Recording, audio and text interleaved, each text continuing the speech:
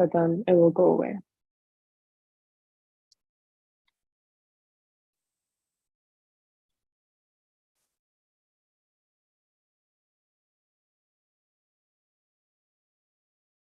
There you go. And it's muted. Okay, so I don't think it's going to have feedback.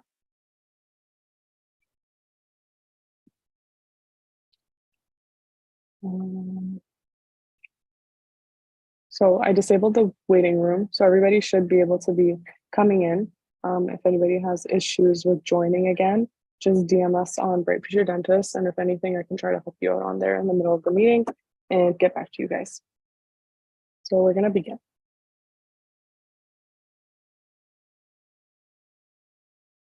Hi, everybody. My name is Shamim, and I'm one of the founders and vice presidents of Bright Future Dentist. And I wanted to give a huge thank you to everybody that's joined us here tonight. I'm super excited to present Rachel and Zoha here speaking for us and talking about interview preparation and giving you guys the best tips and strategies to do your best. We wish everybody good luck with their interviews, hopefully this year, if you're applying or if you're preparing for the upper years to come when you're going to apply to dental school. We know that it could be a stressful process, but know that you got this, and hopefully through listening to this webinar, you learn a lot of great strategies to make your practice honestly the best experience that it can be, because it can be a very stressful experience. I'm going to go over our agenda for today. So I'm going to introduce Bright Future Dentist and who we are, give a quick disclaimer just about what you can expect at this webinar today. And after giving some introductions from our speaker, we're going to head over to the advice from them, and we'll save all questions for the end of the webinar. If you have any questions and you don't want to forget it, just make sure you drop it down in the chat. And then at the very end in our Q&A period, I'm going to go over all of the questions. From there, I'll be reading them out loud so that it's recorded on Zoom as well. And you can find this recording in case you missed anything over on our YouTube channel at Bright Future Dentists. And yeah, that should basically be it for today. If anybody else has any other questions about how today is going to go, you can just drop it in the Zoom chat as well. So who is Bright Future Dentists? We're a student-led pre-dental organization that is dedicated to helping students on their pathway to dentistry. Through our guest speakers, lots of workshops, in-person events, and webinars, we aim to help our community and much more, and equip students with the knowledge and insight into the field of dentistry. So by creating this space for pre-dental students, we want to form friendships and networks with each other. And our team really wants to help in developing leadership skills for students so that they can be leaders in their own community. So a disclaimer for today, everything mentioned here in this webinar is of course through personal experience and strategies learned. Of course, these are our trusted experts that we're having here and speaking for you today, but take everything with your own research and knowledge that you're going to gain through this pre-dental journey yourself. Every school is different, every interview process is different.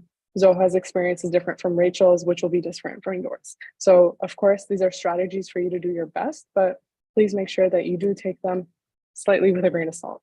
And just also to give another disclaimer, exact interview questions from their own experiences can't necessarily be mentioned here in this webinar, just because it's not something that is to be disclosed. But hopefully through this, you can get a great idea on how you should be practicing so that you can do your best. If anybody else has anything else they wanted to ask us, or if they're concerned about this webinar, of course, just drop it in the chat and I'll answer that below. So we're going to head over and introduce our speakers for today. I'm super, super excited to introduce Rachel first, and of course, Zoha afterwards. Rachel, you can take the stage and introduce yourself.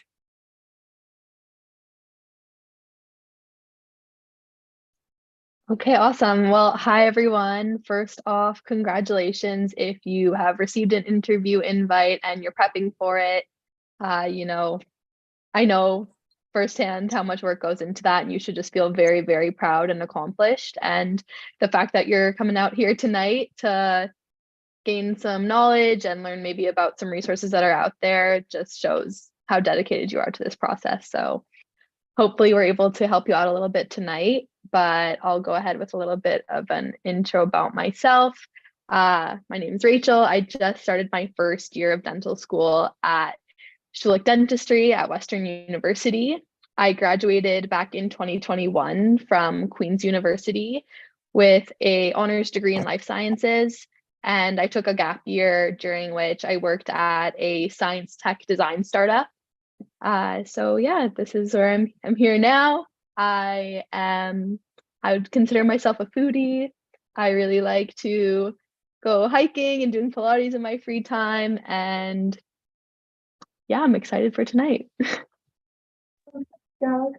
Thank you so much, Rachel. We really appreciate you being here today. And we're super excited to hear about your experience at Western and, of course, what it took for you to get through that interview process.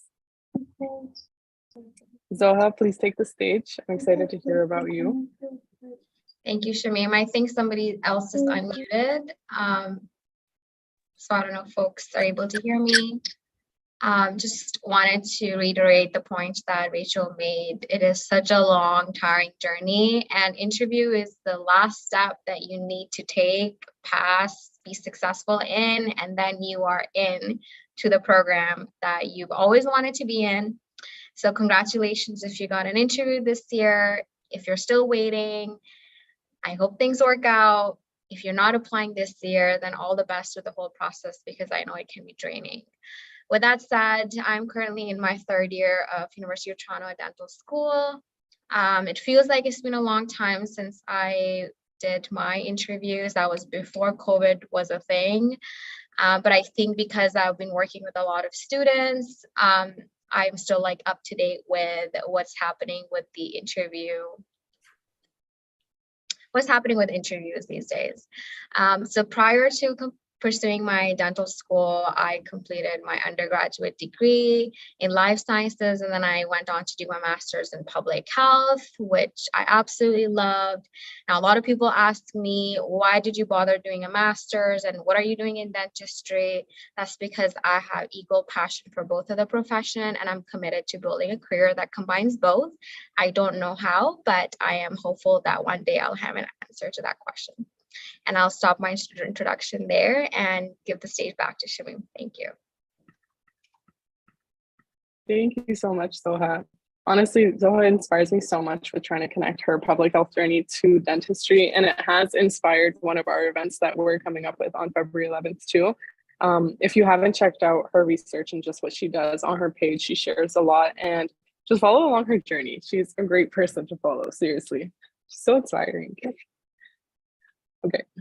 Zoha, I'm going to let you take the stage again, and she's going to go over a lot of her best tips and strategies for interview practice, and Rachel will add on if she has anything she wants to add on to Zoha's, but Rachel has her own section coming up afterwards. And again, guys, just drop your questions below and we'll answer them at the end.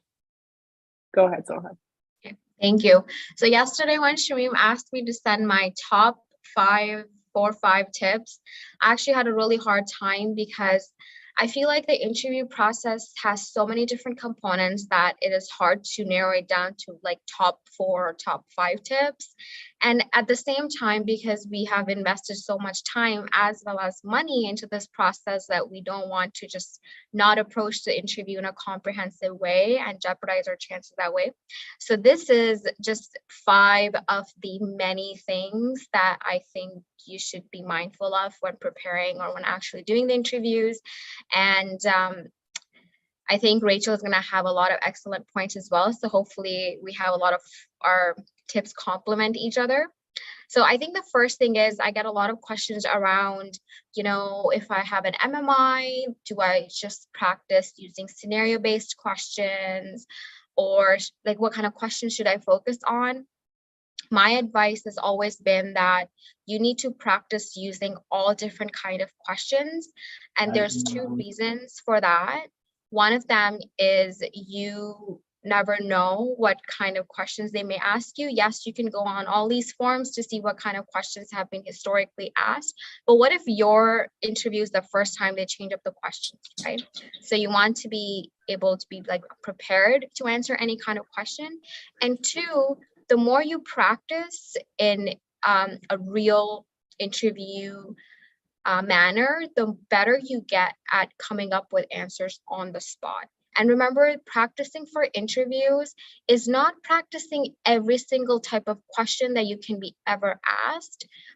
Practicing for interview is training your brain to get faster at coming up with answers when you are asked something that you've never seen before. So if you are practicing, don't just ignore the questions that you've been told you will never be asked. You don't have to spend hours or days on it, but just has some sort of strategy to help you answer questions that are not even traditionally asked, just so if they do throw a curveball at you, you're not trying to pick up pieces of yourself and trying to redeem yourself afterwards. And the second point I think is very important. A lot of times we focus on finding the best words to say things, that most beautifully curated sentences to impress the person. But the reality is, when we are listening to someone else talk, we pay a lot of attention to things other than what they're saying. How many of us go to class, first 10 minutes, we're taking notes, and then we kind of zone out, and then class is ending, we're like, oh wait, yeah, this is what we were talking about. That's because we have a very limited attention span. And how to keep the person or interviewer engaged, there's different ways. One of them is adding ups and downs in the way you're talking, taking pauses, slow down when you're making certain points. So just emphasize on nonverbal ways of communication, use of hands. You can't see mine because my camera is too high up. So focus on nonverbal communication skills as much as you focus on finding the perfect content for your answer. And the third, fourth, and fifth are sort of like motivational, which I think a lot of us need.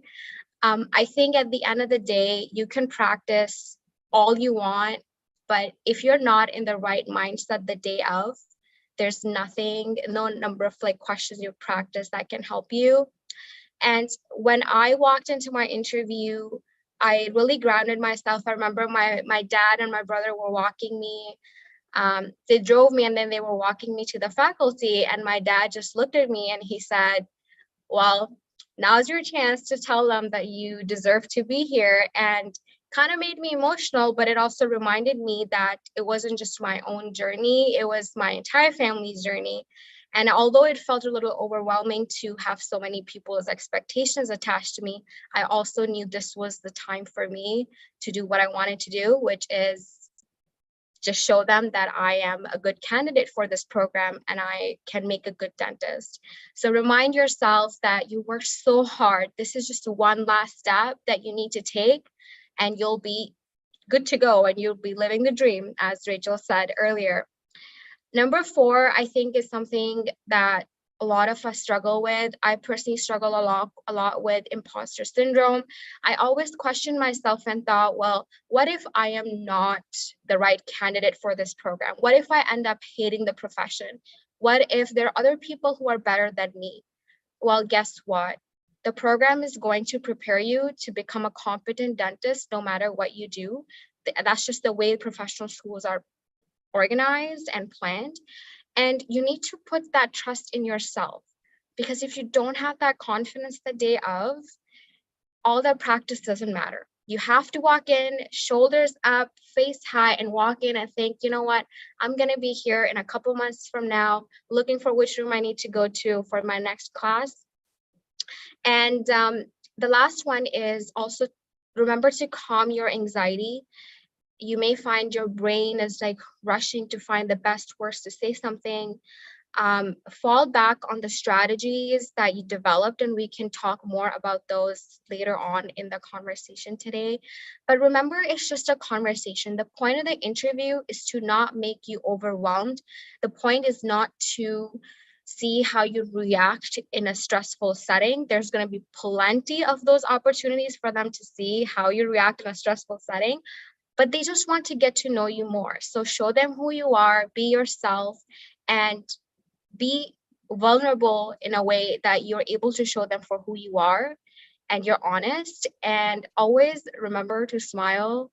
I know sometimes we just like hold on to our facial muscles because we're just so stressed and we don't want to like be awkward. But point number 3, if smiling doesn't make sense, just read point number 3. Like, you've been wanting to be here, so smile, please.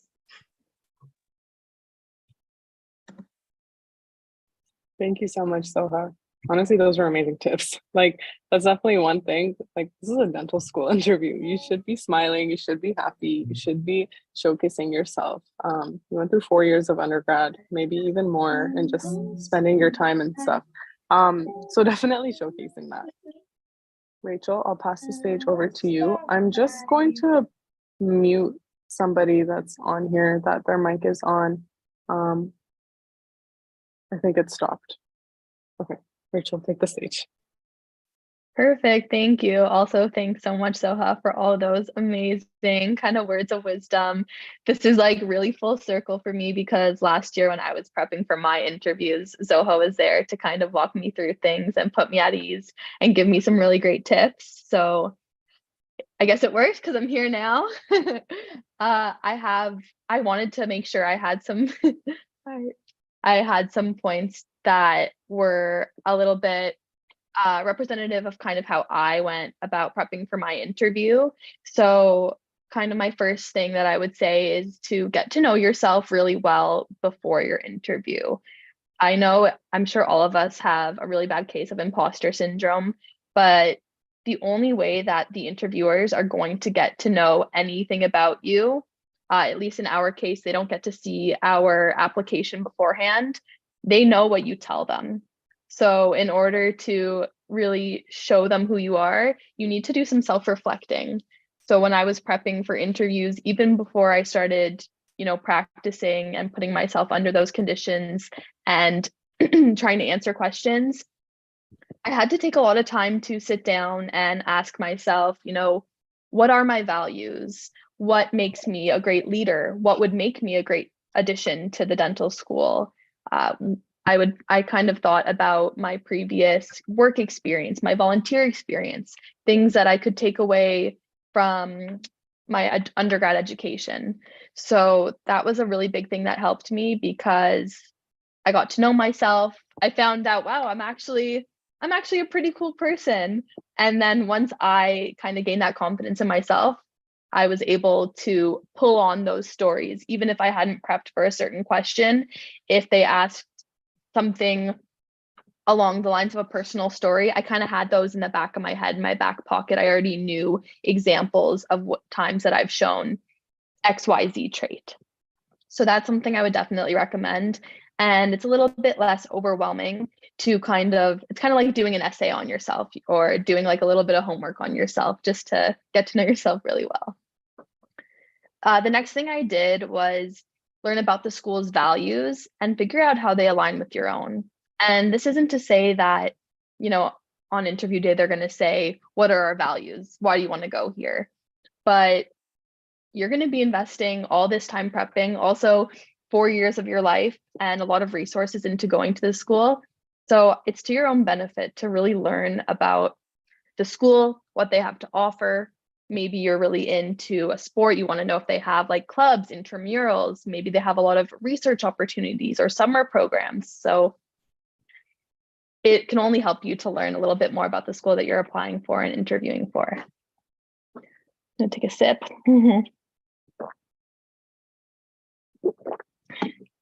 And then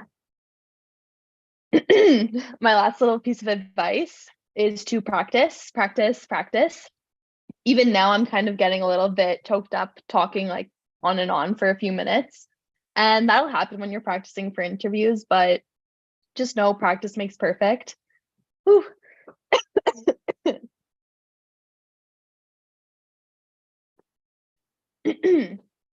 So something that really helped me out was I joined a handful of like pre-dental Facebook groups. And I would meet every couple of days with just peers I met through the group, either people who were interviewing at different schools, the same schools, maybe they were students interviewing for medical school. And it really helped to speak with not necessarily strangers, they were still peers, but not, my sister or my best friend, because I wanted to make sure that the feedback I received and that I gave was completely unbiased and I could actually get some constructive feedback. So by practicing in those same conditions, whether it's a Zoom interview, practicing over Zoom or in person, it just like helps you get in that mindset a little bit better. I hope you're okay, Rachel. I know that happens to me all the time when I'm drinking stuff. Okay. I'm gonna ask a couple questions that I know I definitely want answered. And I hope that it's like something that our like audience over here, it could answer general stuff for them. But we're gonna move over into our Q&A session a little bit. And at any point, Zoha and Rachel, you can interrupt me to add in stuff that you want to talk about. But I do have some questions prepared, and this will give the audience an opportunity to take some time to think about questions that they want to ask you guys.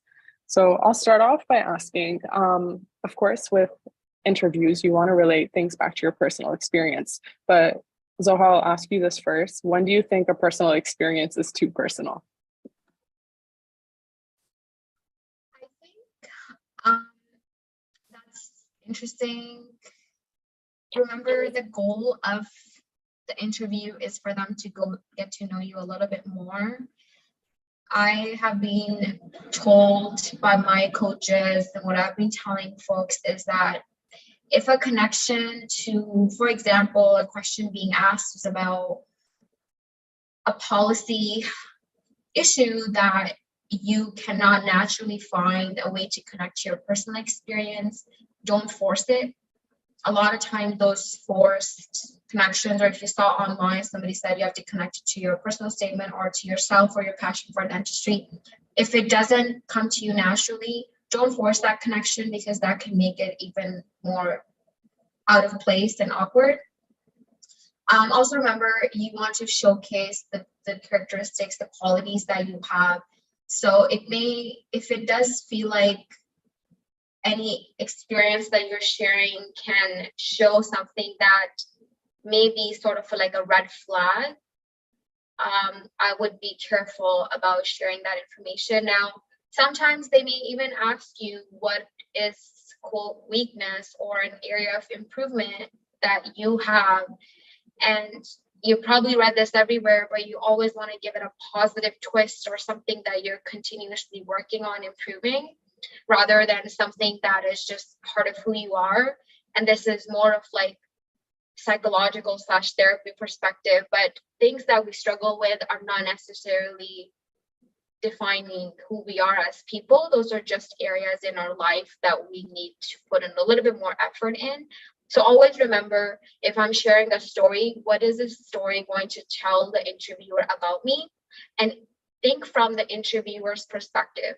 Like if you are sitting in their shoes, picking the future of the profession, what are some of the things that you would want to see? And what are some of the things that you may want to avoid? And if you do that exercise with yourself, it will be much clearer if your personal example is a suitable one to bring up at your interview. I think that was a really great answer. Rachel, do you have anything you wanted to add? I think that Zoha pretty much like covered it all. It's gonna be, like she mentioned, it is a conversation, but at the end of the day, like you wouldn't want to say anything that you wouldn't want to tell someone that you respect, like a prof or the like president of a school. You know, you want to still be professional while showcasing some personal facts about yourself, but I think she pretty much covered it. Thank you both. Summer has asked the question. She first thanks you guys for doing this talk. Super appreciative. And she's asking, what are key strategies to fall back on during a tricky question, or if you can't think of a personal experience to support your answer? Whoever can go first. I can give a little bit of kind of how I dealt with that when I was going through interviews. The main thing to remember is if they ask you a question, you don't have to right away, start going on and on. You, sorry, I'm gonna have to take a sip of water. Don't worry at all.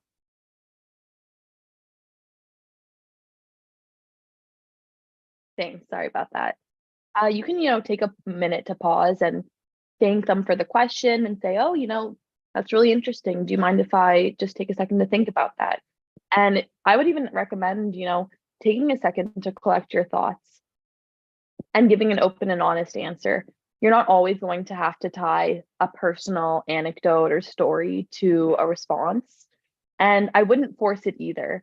you would want it to be something natural and something that makes sense in the context of the question. But when you're kind of feeling that pressure, just take a pause, you know, be very attentive, listen. If you were too frazzled and missed the question, it's totally okay to say, do you mind repeating that part of the question? And it's okay to just take a moment, take a deep breath, and then go ahead and start answering.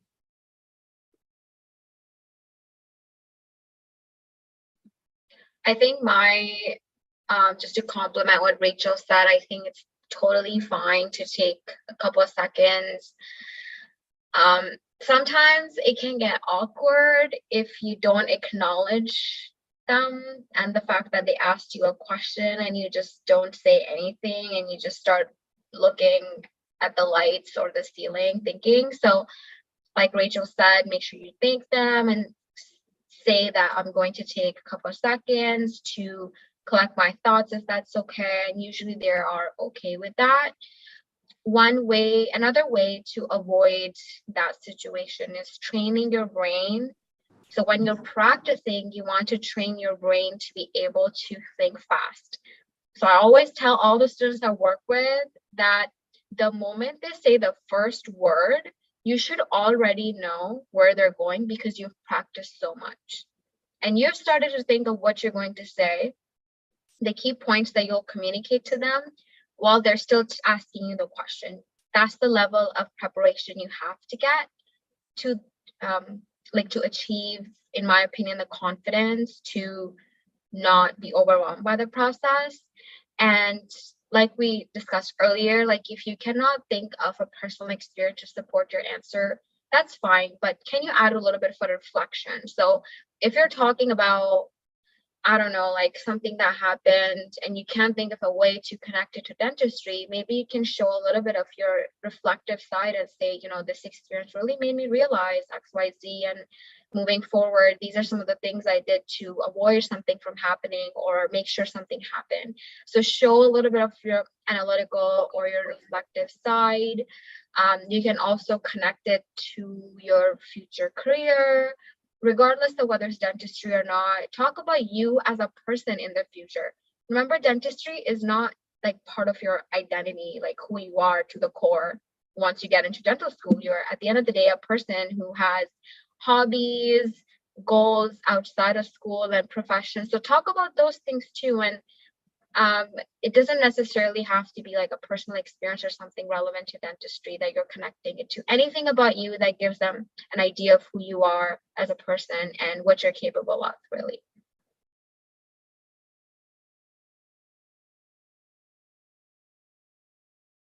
Hi guys.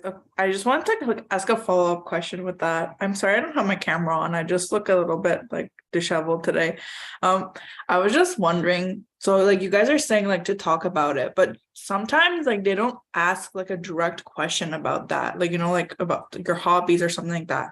How do you guys do you guys have a strategy for sinking in more about yourself through answering their question, but also relating it? Is there some strategy that you use?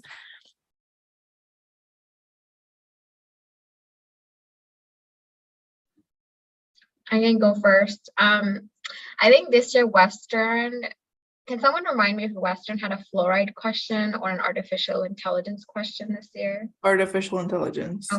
Okay. So for example, they asked you the same question at the interview. Now, artificial intelligence and your viewpoint or advantages and disadvantages is not something that is directly relevant to your personal lived experiences, but how can you show more about who you are through that answer? So one way is to put together an answer that is well thought out, because that will show you that you are a critical thinker and you're able to pick a side or list advantages and disadvantages. Maybe you are someone who is interested in technology in dentistry. There's a lot of advancements being made in dentistry when it comes to diagnosis, treatment, even training. I think it was University of Saskatchewan that had recently had a simulator developed. Maybe you are interested in that. right? So you're still connecting it back to what your interests are, or something that you would be more inclined to do, maybe your summer research after first year in. So you're just dropping things about yourself explicitly, or you are putting together a nice response in the limited time that you have to showcase other skills that you have, such as communication style, ability to critically think, analyze different sides. So there's always ways to talk more about yourself. And if you're ever in doubt with those questions, you can always say, in my opinion, and then you're putting forward what you think about something in your thought process. Or in my experience, so you're talking about a story or something that happened.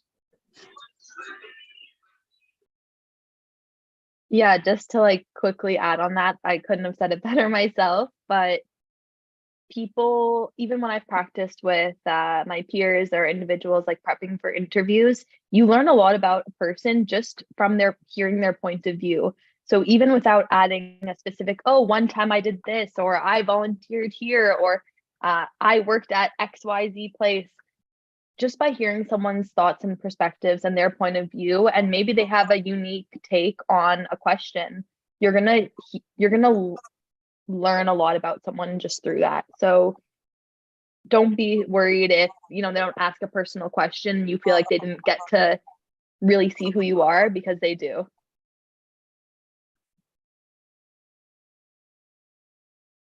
Thank you so much to both of you. I'm going to move on to the next question in the chat. So if anybody has any other questions, just keep dropping in the chat, or at some point raise your hand and then we can unmute as well. The next question is, how long should your answers be generally? Sometimes they would get really excited about a question and have a lot to say and showcase, but the answer can be 4.5 minutes long for them. Is that too long, or is that not enough?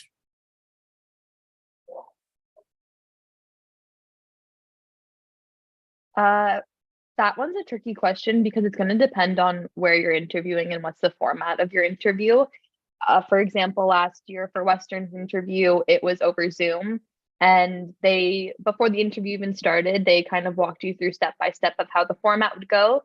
And there was no like set time, but they did let us know there was going to be, let's say, 8 questions, something around that line. And it's going to be a half an hour interview. They did say that if you're going beyond time, then they'll just politely ask, they'll politely warn you and move on. So I would say it's not necessarily a time, but I would definitely go for quality over quantity. So I think if you can answer a question in a minute and a half or a minute, and you think you've put in like your best foot forward there, you don't need to ramble on and on just to fill that time. So I know that didn't fully answer it, but I hope you can kind of gather some things through that.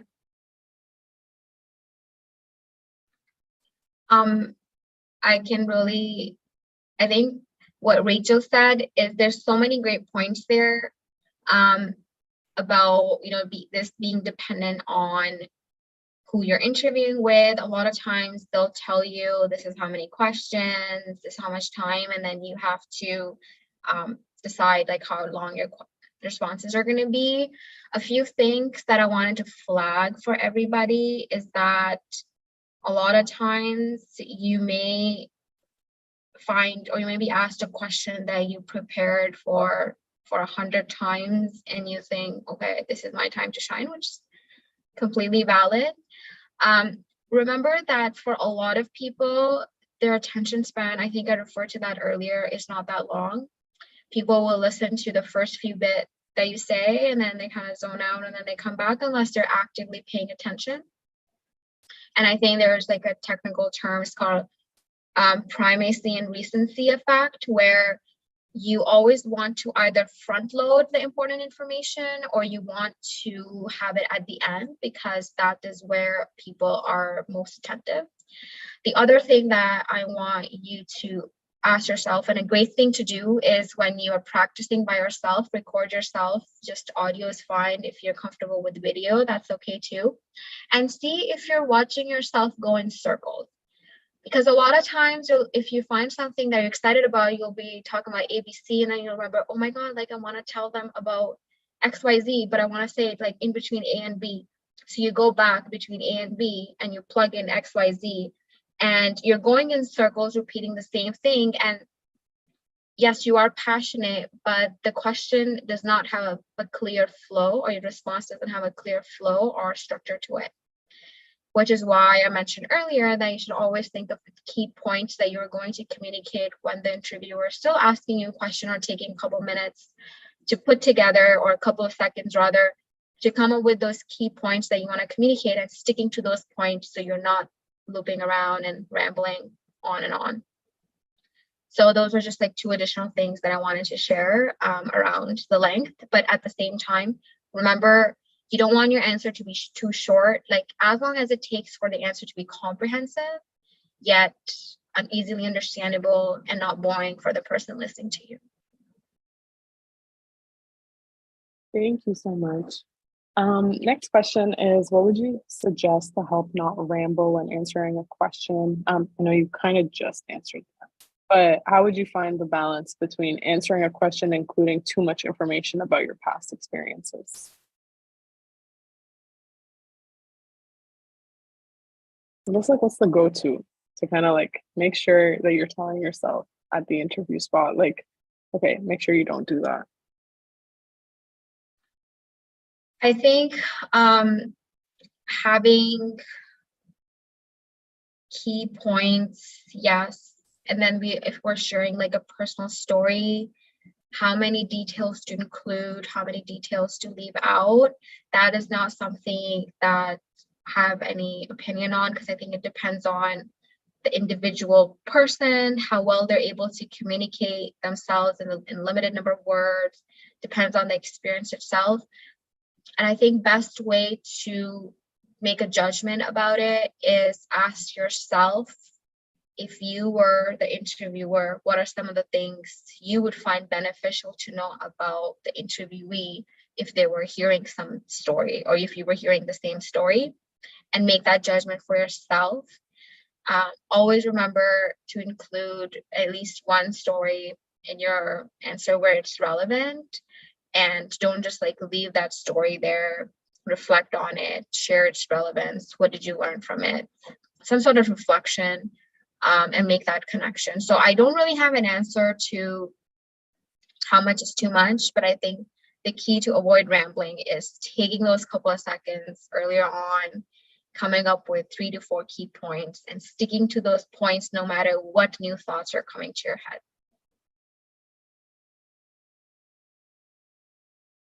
Rachel, did you want to add anything to that one? I think that pretty much said it all. Okay. Zoha, to kind of answer the next question, just super quickly, Saba, when you like mentioned to ultimately reflect, do you think it would be cliche to tie it back to dentistry, or do you think that would be like a good thing to do? It is a dental school interview, so I would be surprised when there's a clear connection to dentistry, but somebody didn't make it, right?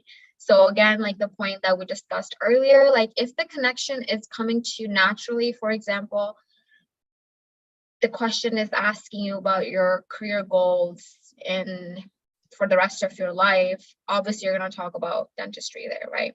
Or if the question is asking you about one time you faced a challenge, maybe it was at a dental office when you were shadowing or assisting or whatever. So see if that is coming naturally to you. I don't think it's a cliche. You're there for a dental school interview, so whatever it is relevant, you want to share that, you know, blah blah blah blah blah blah, and one of the reasons I'm interested in dentistry, and then you refer back to what you said earlier on. So wherever it's relevant, include it. If you don't include it, you're doing an injustice to yourself, right? Thank you. Yeah, I would we ended definitely say. the- Oh, so sorry. I just wanted to piggyback on that 100%. I think it's definitely not cliche to link it back. And you've spent so much time, like you've written that personal statement. You've done a lot of reflecting on dentistry, and it doesn't mean, you know, you're going to be talking in depth about latest new news about what's new in dentistry today, but having an understanding and already a respect and an interest in the profession is it's why you're there. So I would hope, and I'm sure they would only be happy to hear you in that moment connecting your questions and answers back to the reason that you're there.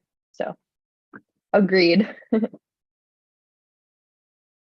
Thank you so much.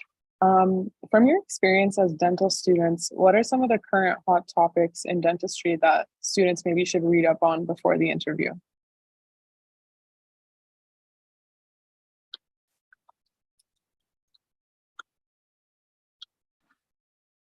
There's so many.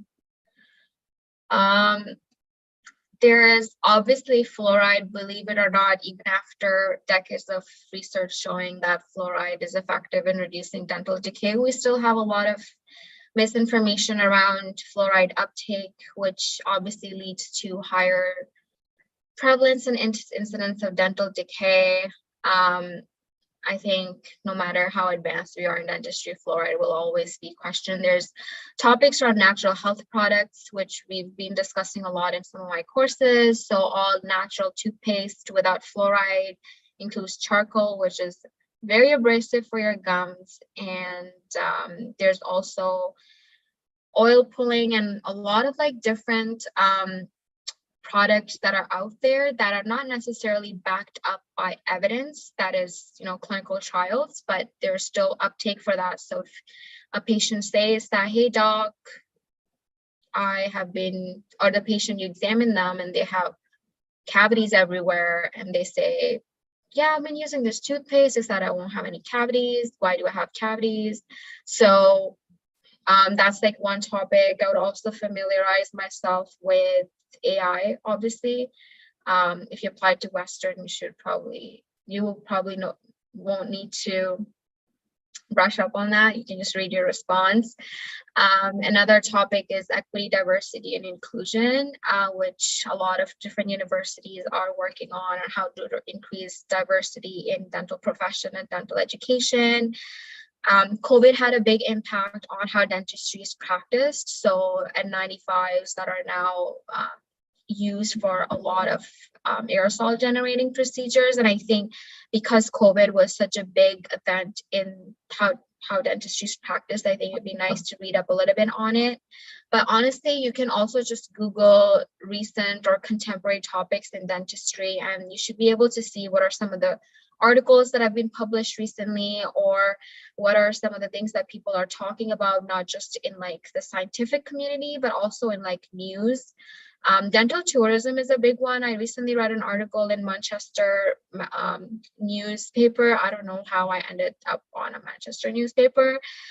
They were talking about people who are going on in these all-inclusive vacations to a different country, and they come back with they went for veneers, but they come back in pain and sensitivity because of phase one, which is disease control, was not taken care of before the veneers were provided. So there's a lot of topics, and I think you should focus more on other questions, which are like personal and coming up with strategies for those. But if you really want to be safe, those are some of the topics that I would probably focus on.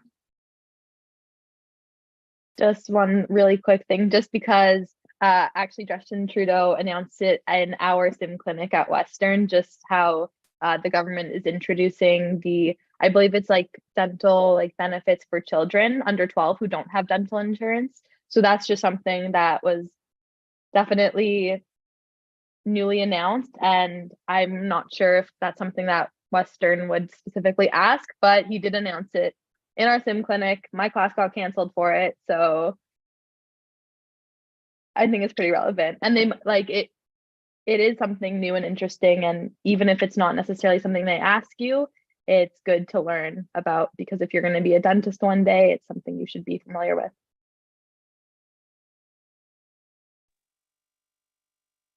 Okay, hi guys. I have two questions. So one of them, well, I guess just to continue this conversation about like new advancements in dentistry. So when it comes to AI, right? Because I also applied to Western, and that was a question we were asked. I'm just wondering if that's asked in the interview. I think like AI is relatively new, right? Especially in Canada, and a lot of different dental clinics haven't necessarily implemented it yet in clinics. So I'm just wondering if, having like a basic, just general understanding of AI and just talking about maybe some of the benefits of it and not really knowing it like thoroughly, is that okay? And even maybe mentioning in the interview that, I don't necessarily like know a lot about this topic, but from, the basic understanding that I have, like there's, for instance, been a lot of advancements, and maybe give examples. Is it bad to come off like that, or like, what are your thoughts?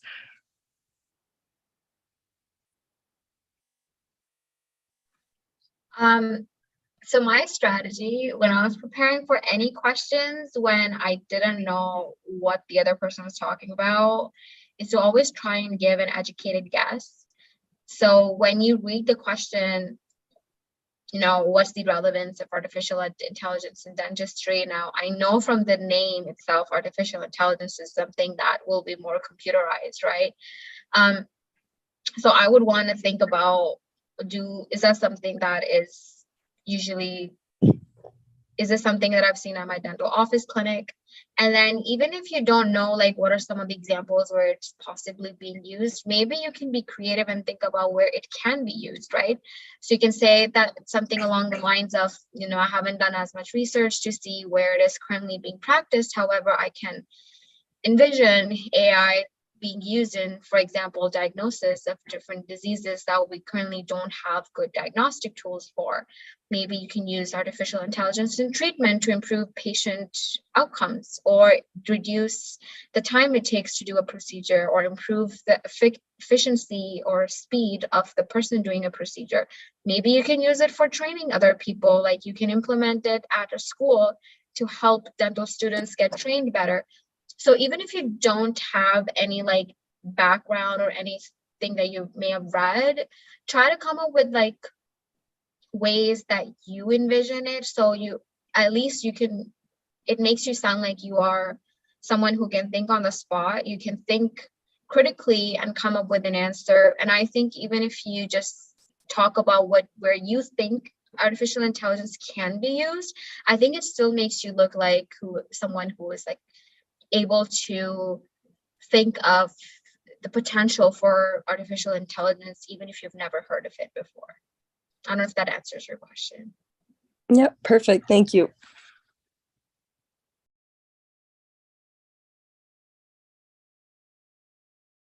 Okay.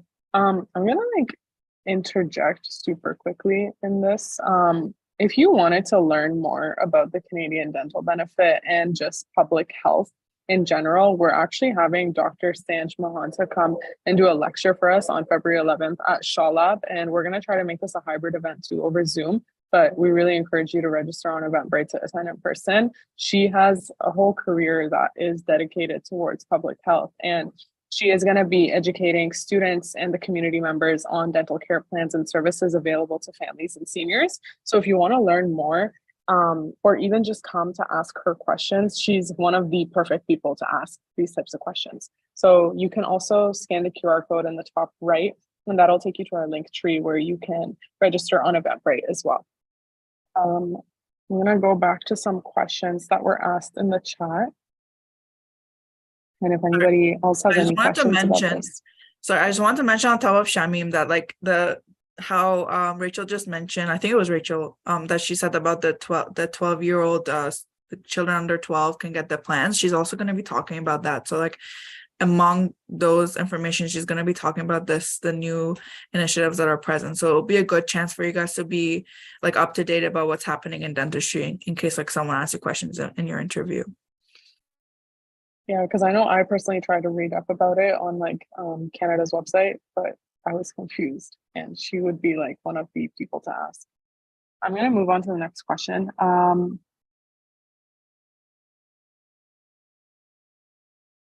What can you do to get ready for the interviews in terms of doing online interviews on new platforms?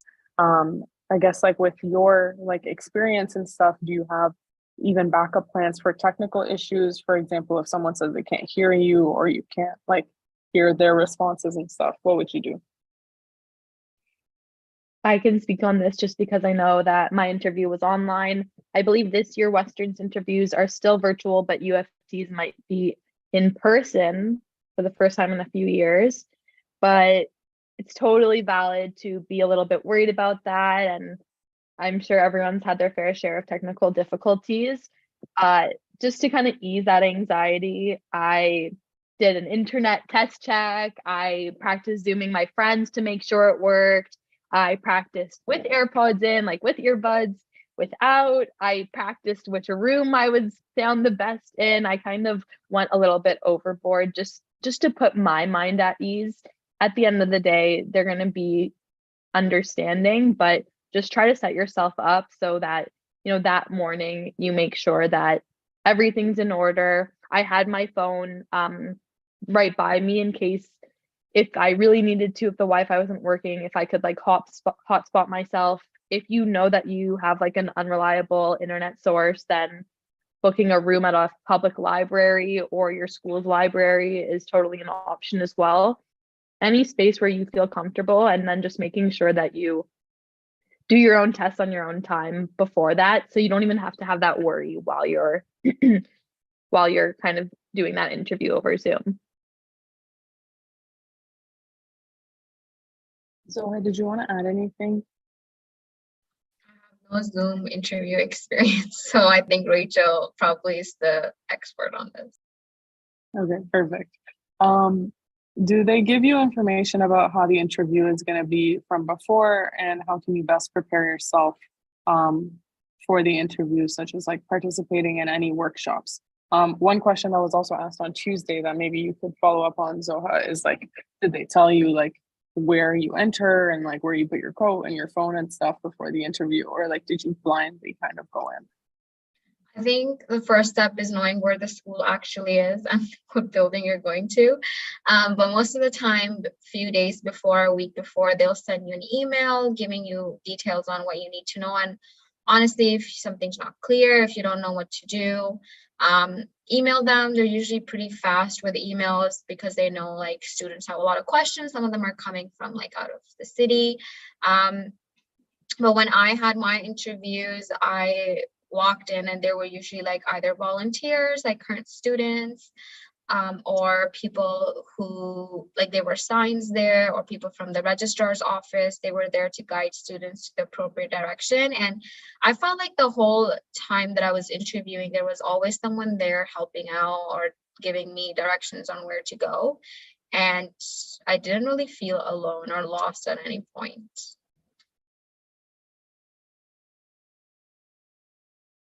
Thank you so much. I'm gonna go to the next question. So there's so many, just give me 2 seconds. As a first-year undergraduate, when should they start preparing for dental interviews in the DAT? Should they be more focused on GPA or basically both?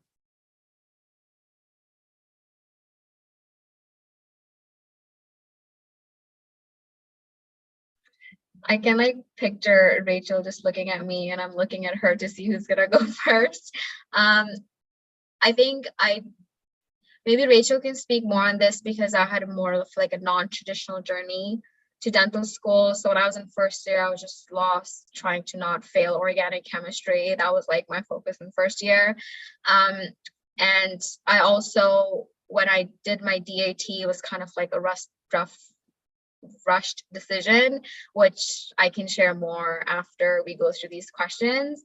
I think I spent around 20 days studying for the DAT the first time I wrote it, and the second time I wrote it, I knew I wanted to improve certain aspects of my DAT score. So I spent more time and proportionately more time on the areas that I wanted to see more improvement in. But I think you should really focus on your GPA. And the reason I say that is because as much as we like to think that a number cannot define us or decide if we're going to make good clinicians, a lot of schools are still focusing a lot on numeric quantitative measures to see if you are a good candidate. U of T's GPA average for students that are taken in is increasing every year almost. And even though they're taking other supplemental application, that still shows you that GPA should be your number one priority, as well as DAT, and everything else like your extracurriculars come afterwards. So focus on your GPA. And honestly, if your first year doesn't go that well, that's not the end of your journey. There's a lot of different options. And if you know dentistry is for you, trust me, you'll find a way to make it work.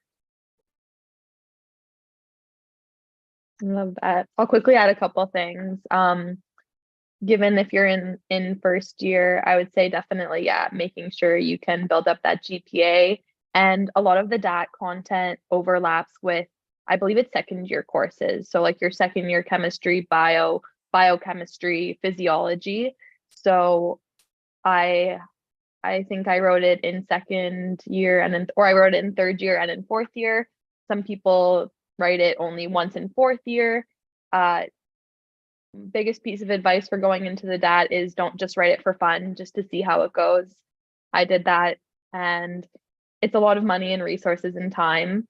And I think if you're going into something, you should already have the mindset that you're going to do amazing. You shouldn't just go just to see how it is.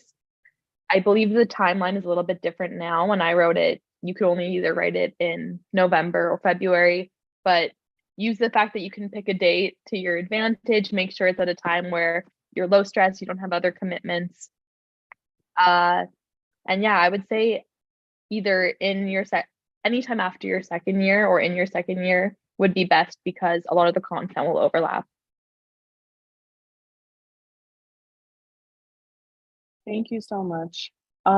So I dropped Rachel and Zoha's Instagrams on the Zoom chat. You can also find them at Zoe Dentistry and at rachel.dentistry on Instagram. They are tagged on our post. So if you go to Bright Future Dentist Instagram, you can find them. I know there's still 4 to 5 more questions in the chat, which Zoha said she has a little bit of time to stay back and she can answer. But I did want to give a huge thank you to both of our speakers for joining us tonight. Truly, it means so much to me. And I know it means a lot to other pre-dental students here today. It's great to hear from your guys' experience, even though everybody's experience will definitely be different. It is really like nerve-relieving to hear it out from you guys. I did want to mention that Zoha does offer interview prep services and also personal statement services. She also offers coaching. And if you ever wanted to like talk to her about just being a pre-dental, best strategies to go about your pre-dental journey, she is a really great person to talk to. I personally have had a great experience with her myself, and I know Rachel said she did as well. You can definitely check her out on Instagram. Rachel also will be offering one-on-one. If anybody is interested, just message her on her personal Instagram for the rachel.dentistry page. And you guys can talk more about that and hopefully connect with them on there. I wanted to give a huge thank you to Rachel. I know she has to step out, but I do really appreciate your time being here. Thanks so much. I can stay for a couple more minutes, and I did see a couple like Western specific questions. So I'd love to answer like maybe one of those before I have to head out. But before I do that, I just want to reiterate to everyone, like, congratulations on being here. I'm so proud of you. Can't wait to see some of you guys next year. From Flint, so we're gonna see. Is it in person? Yeah. My comment, when is it? February 15th. I'm hearing Let me something. Let me just Okay. see. So for interview for Western, congratulations.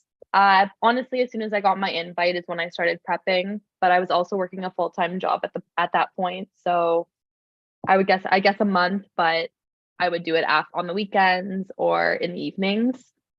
And then since Western interview is closed file and only 30 minutes, what would you advise in terms of picking which experiences you should highlight? And that's totally going to depend on the question that they ask. You can have a set plan in your head of what you want to talk about, but when it comes down to it, all the preparation that you'll have done leading up to interview day, that will set you up for success, and whatever's most relevant will kind of just flow to you. But for experiences you should highlight, I would say, just have some stories in your back pocket of a time you had like showed leadership or worked in a team. qualities that align with the qualities you'd want in your own dentist. And then you can kind of tie those in. But I'm going to head out now. Thanks so much, guys. And I hope I was able to help. If you have any other questions I wasn't able to get to, you can definitely send me a message on Instagram. Thank you so much, Rachel. I'm going to ask the next question now. Do you think that there's a point to practice every single question? What if you end up sounding rehearsed? How can you find that balance? Yes.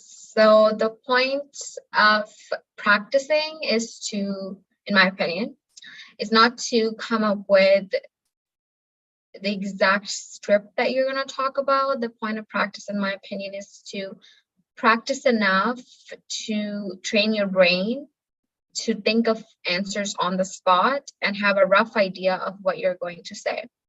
A lot of times, like even when I'm reading these questions, when I start talking, I don't know what I'm going to say. But as I'm talking, I'm thinking, and those ideas come to me naturally. So you don't want to memorize the answers, but you want to train your brain to come up with those key points that you're going to communicate with the interviewer.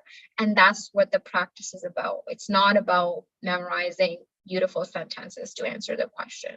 And to be honest, you're never going to be able to prepare every single answer to every single question that they can ask, which is why you want to focus more on strategy rather than the content of the questions.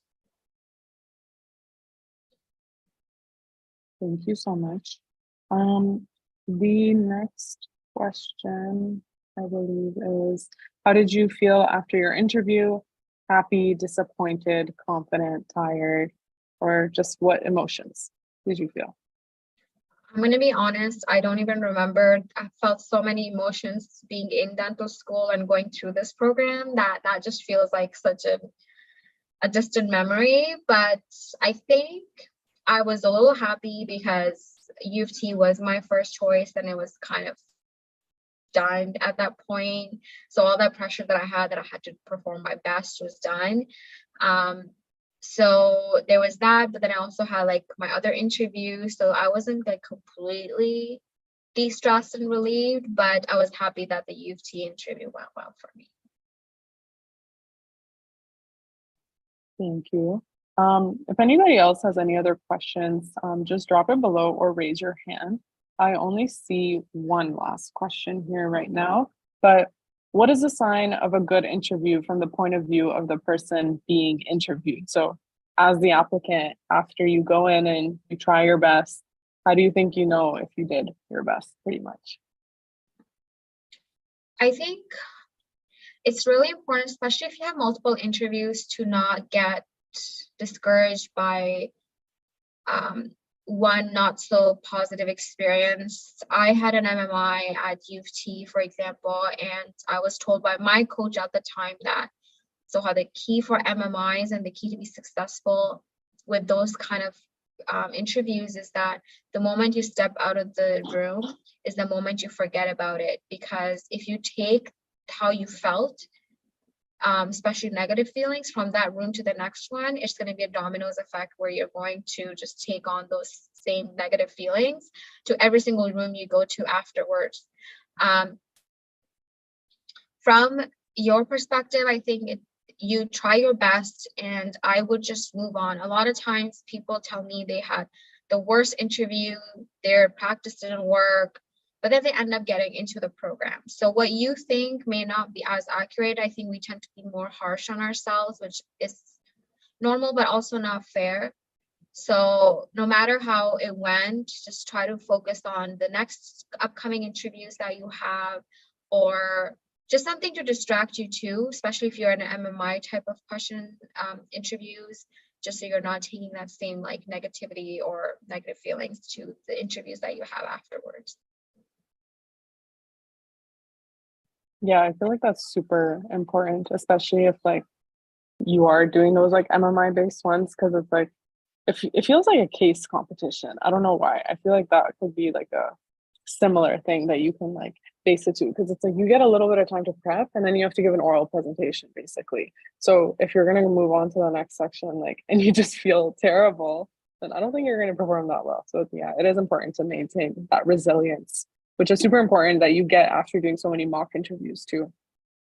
The next question is, did you use any interview prep services? And if you did you find that they were worthwhile? So I'm not dropping any names. I worked a lot with my university's career center. When I was doing my personal statement, I worked with the writing center. A lot of those people have PhDs in communication and writing.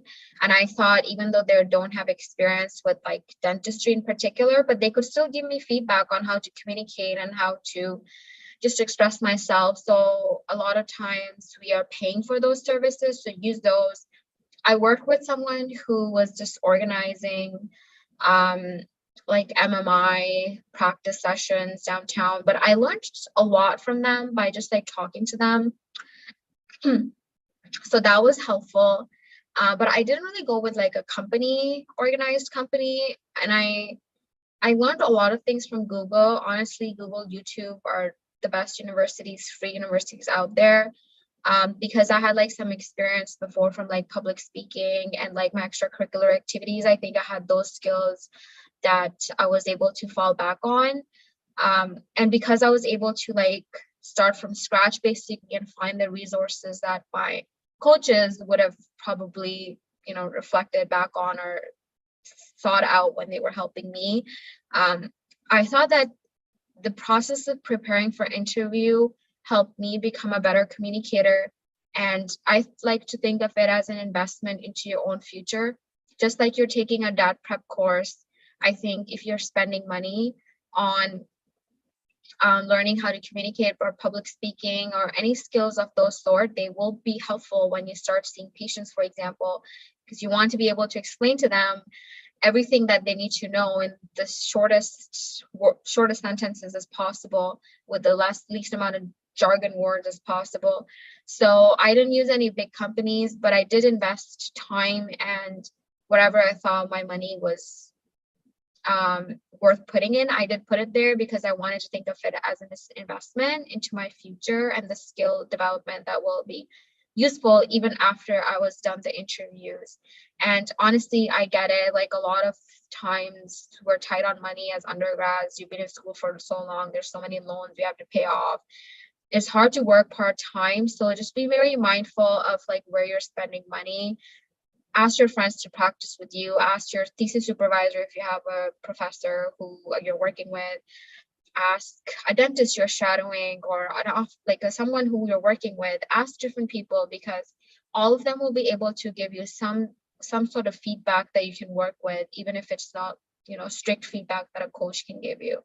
So if you have to spend money, spend it. Think of it as an investment to justify the cost, but also use the free resources that you have available around you. That's definitely a really good tip that Zoha gave me. Is there's actually a lot more free resources out there than you think, especially even for the DAT. I remember like she was telling me like, oh yeah, like you can find like so-and-so here, so-and-so there. And she has some of them linked in her link tree if you wanted to go check it out. Because I feel like oftentimes with these grad school, like just kind of like processes, people think, oh, you have to go get this. You have to pay for this. Go pay $800 and get this. And that way you'll like be guaranteed your 21 on your DAT or so. And it's like, it really just matters like the effort that you're putting into it and like your strategy. There is like ways that you can definitely save money. Last question is it distracting if you move your hands when talking during the interview? I would assume so. I am a hand talker. I don't think it's distracting, but I may be biased because I like to use my hands. I think the best person to answer this is people that you talk to on an everyday basis. Ask your friends if they find your hand gestures awkward. If you're using your hands and blocking your face, that I think is not great. But if you're using your hands occasionally to make a point, that goes into nonverbal communication cues that we talked about earlier in this session as well. Like if your hands are adding on to the point that you're trying to make, then it's perfectly fine to use them. But if your hands are everywhere, blocking your face, then I would just rest them in front of me on the table when I'm sitting there, just to not distract the interviewer. Zoha, do you have tips for like leg shaking? Because Leg I know, shaking? yeah, I do that. Like even during this webinar and stuff, like I like twitch my leg or like I move my toes or something like that. And like I feel like if you're gonna do an in-person one and you're sitting or like your legs are crossed or something, does it seem unprofessional if like you are like shaking your leg a little bit? I think a lot of people, it depends for different people, because some people do it out of like nervousness, like it's a response to some sort of like nervous stimuli or anxiety trigger. But for other people, it's just what they do. Like some people twitch their legs even when they're sleeping, which I find is like quite weird. So one thing that I found helpful, or people have told me is helpful, is crossing your legs under the table. So you're more likely to twitch or move your leg if both of your legs are like on a 90-degree angle on the floor. But if you cross them, then you don't have, and like cross them and just let them be straight, because then you don't have a surface to like twitch them on or to move them on. So that's one thing. The other thing is just like being cognizant that this is something you do. Sometimes it may not be a problem, because if your legs are under the table and you're not like literally shaking and the other person can't tell, that's fine. But if there's no table between you and the person who's interviewing you, then you may want to be more cognizant of this and know that this is something that you need to work on.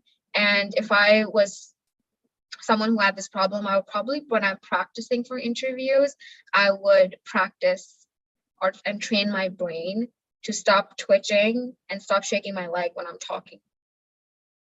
So practice is not just, like I said, not coming up with the right kind of answer, eye contact. It's just training your entire body language to be the way you want it to be at the day of your interview. That was really great. Thank you. We didn't receive any other questions, but I know, of course, like after this cycle of interviews and people going through like all the stress and possibly feelings of burnout of like applying to dental school, what would you recommend to those who hopefully don't get in this cycle but are going to try again next year, what they can do? Yeah, it's really hard, because I know I may not have like a lived experience in like not getting in the first time and having to apply different cycles, because I applied once and I got in, and I'm really grateful for that. But I think, so after acknowledging that it's easier said than done, I think if you don't get in this year, you really need to sit down with yourself and ask yourself, if this career is something that you are still interested in, and if this is something that you're willing to put more time and effort into. An additional cycle is going to cost you another couple $1,000 if you have to redo your DAT, Casper, all of that cost, which is not equitable at all, but that's just the sad reality of how the system is designed. Ask yourself if finances are an issue for you. If you found that, Canadian schools didn't work out for you, I'm assuming all of our attendees are Canadians here, there are many different options. I know a friend of a friend who applied here for 4 years in Canada and the States, and they didn't want to go to States because of the cost of the schools, and in Canada they weren't able to get in. And last year they decided to apply to New Zealand and Australia, and they got into a program in New Zealand, and they are like turning 30 this year, and they're going to New Zealand this month, because they start in February. So that story I like to share, that this person knew that this is what they wanted to do for the rest of their life. So even if it didn't happen for them, they kept trying different doors to see at least one door would open, and a door opened for them. So I think once you are in that profession, it doesn't matter how long it took you to get in there, because now you're in the profession that you worked so hard for.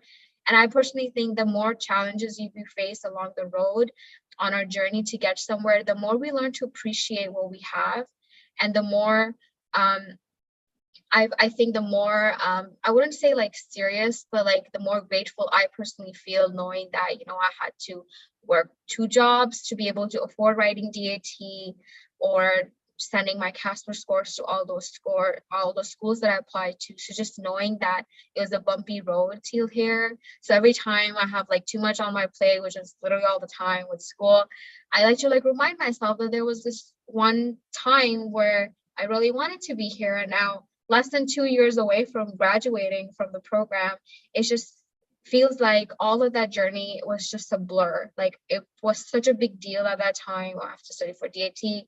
I have to get good GPA, good Casper score, and all of that.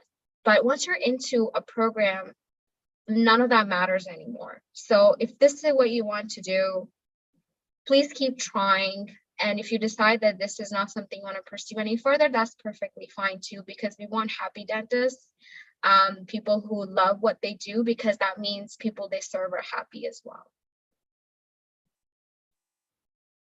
So sweet. Thank you so much. We always I end really, with a pep talk. I've noticed that with I like know. your dentists.